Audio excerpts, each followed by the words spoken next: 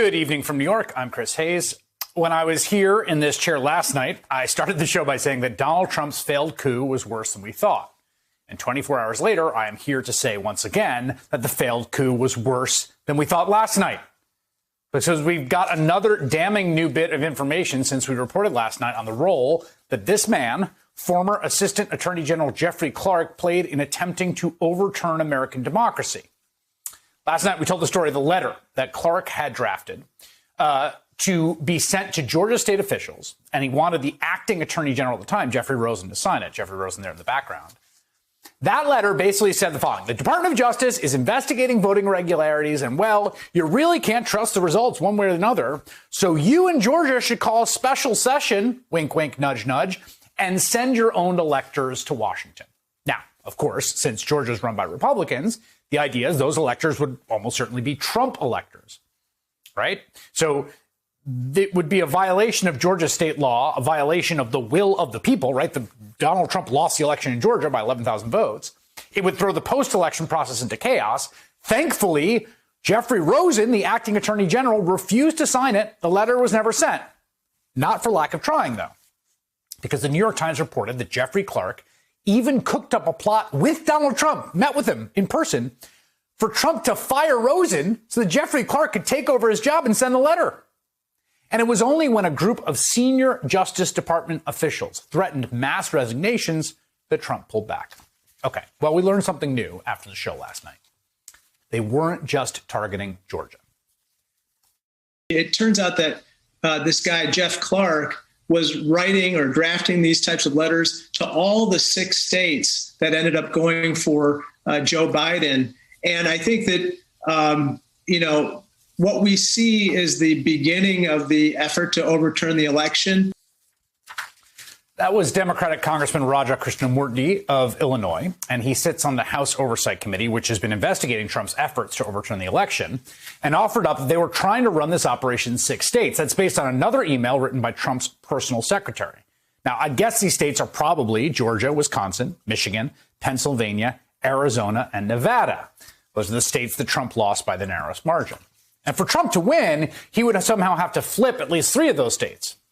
So for the first time in the development of this whole story, through months of reporting and sort of patchwork bits of information, it's clear there was an actual cognizable plan to overturn the election, an actual strategy to get Donald Trump declared the winner of the election, not just throwing stuff against the wall and tantrum tweeting and easily dismissed fakakta lawsuits.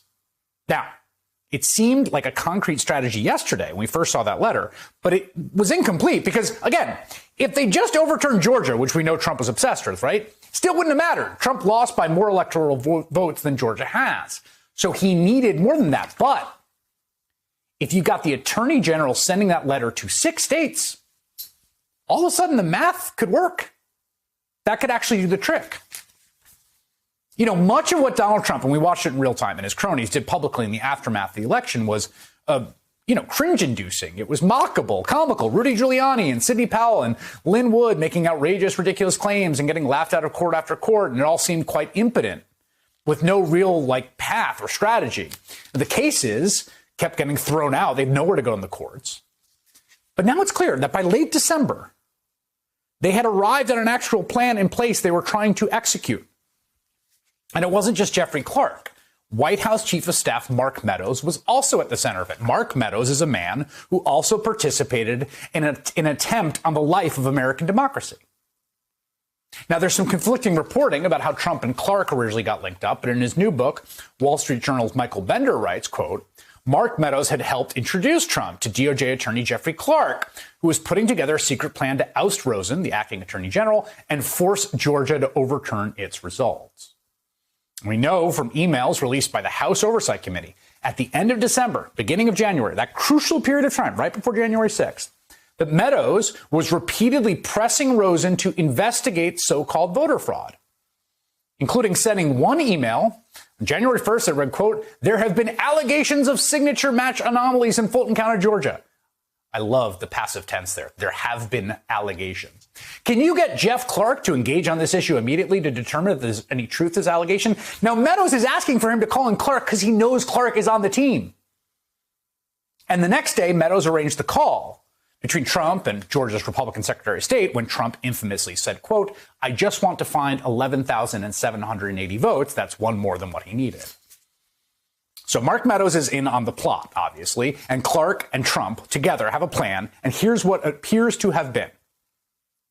They were going to try to use the completely fabricated allegations of voting fraud and irregularities that had been pumped into the atmosphere by Trump and repeated by his allies and the right-wing media, and use that to have the Department of Justice officially send a letter to the 6 most closely contested states, 5 of which have Republican-controlled legislatures, and say, hey, this is the official blessing of the U.S. Department of Justice telling you the results in your state are tainted.